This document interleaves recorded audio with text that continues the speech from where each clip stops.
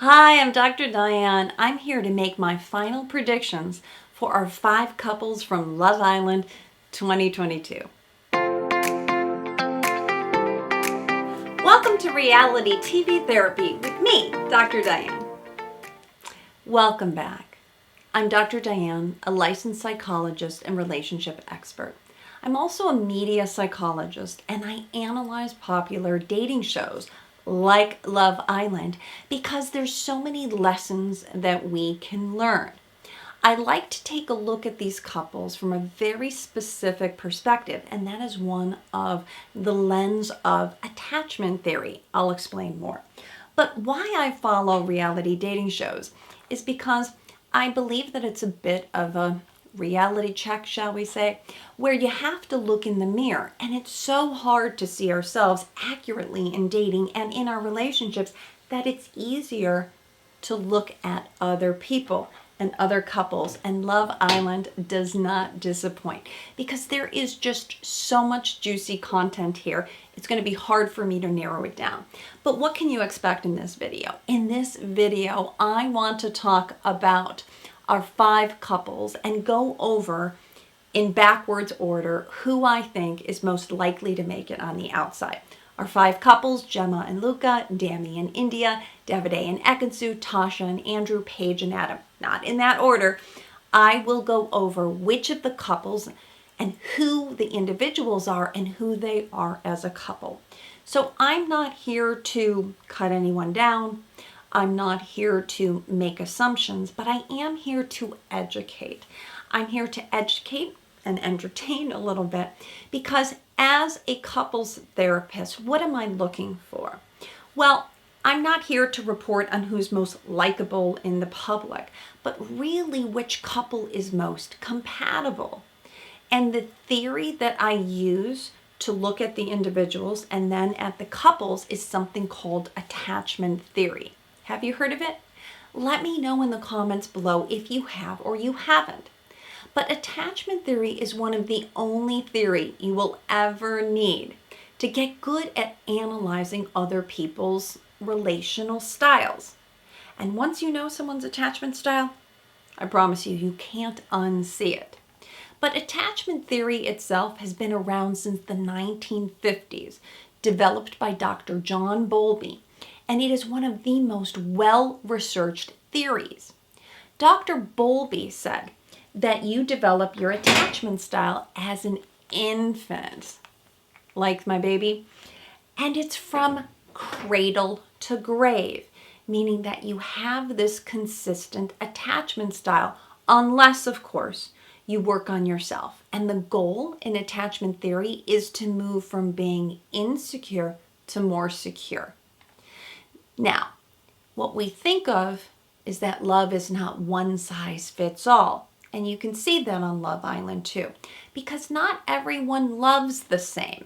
And your attachment style is going to describe why some people need more reassurance, more attention, more verbal praise, and other people need more space and more distance. Can you guess who might be who? Now, when it comes to attachment styles, there's 4 primary types. One is the secure type. This is who you want to be. This is about how you developed a relationship between parent and child when you were young. For the secure person to start with, they cried, baby cried, parents came. They were unconditionally loving and caring. They were attentive to their child, and the child learned to feel secure, and then they learned to trust other people and go into the world with a sense of confidence. Who do you think of when you think of secure? Now, we'd all want to be secure, but in fact, only 23% of people as adults are secure. The majority of people are insecure. The most common of those insecurities is the anxious ambivalent type. This is the person whose parents were there for them sometimes, but not always. So this person learned, I don't know if I can trust you because you were there for me sometimes, but not other. So you over worry, you over obsess, you connect quickly with someone else. I say that it's your nervous system that is highly sensitive. Who do you think of in that bucket? The third type, and that's again the most common, at about 46% of women fall under the anxious ambivalent or nervous type. Now there's the anxious avoidant type. I call them independent. Why? Because they seek independence in their relationships. And when their independence is threatened, that's when they feel fear. The avoidant person grew up with parents that were low touch, low affect, low checking in, not a lot of vulnerability, not a lot of asking, how are you feeling? How are you doing? So the person learned how to auto-regulate during stress. When I'm stressed out, leave me alone. I need time to myself. The fourth type we call fearful avoidant. This is the person, technically under attachment styles, it was called disorganized. I call them confused. They grew up in a household where there was abuse, serious neglect, and so they never learned to trust anyone. This is a much smaller percentage of the population, thank goodness, only 8 to 9%. Why are these types important? Because we have to know who our partner is under stress. It's the most important thing. And early on in dating, you don't know. You don't see that because everyone can show up looking pretty good. This is why dating's so hard. Because people want to put their best foot forward. They want to look like they're confident. But it's under stress when you get to know who someone really is.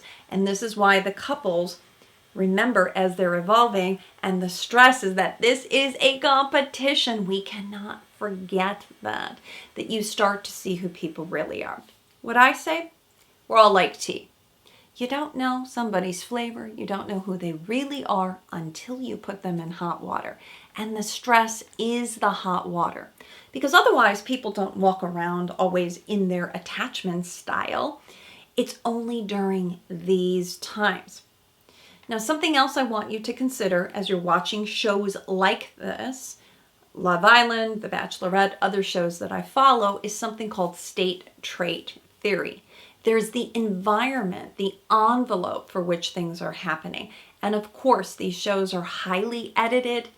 Not as much on Love Island. I love that there are cameras everywhere. There's as many as 80 cameras filming Love Island. And so we see lots of snippets of relationships. But it's going to be what they put on the show. And we miss a lot of conversations. But certain people then in this state versus trait, your traits are who you are consistently as a person. A partner is going to bring out the best or the worst in you. So what's so fascinating is there's you and your attachment style, and then there's your partner and their attachment styles, and it's going to be the interplay of how you play off each other.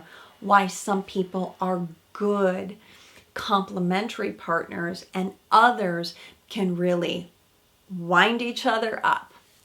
Okay, so I want to go a step further and call it your love style. So if you're interested in this topic in attachment styles, I have my Back to Love doc YouTube channel. I have more videos on this. Go check that out there. But I also have a love style quiz on my website, backtolove.com. And if you want to know what your love style is, take my quiz. Not only will you find out your attachment style, but your communication style. Are you low or high expressive? Do you talk through conflict or do you avoid it and step back? So that's another indicator that I'm thinking of as I'm closely watching these couples. Where are they coming from?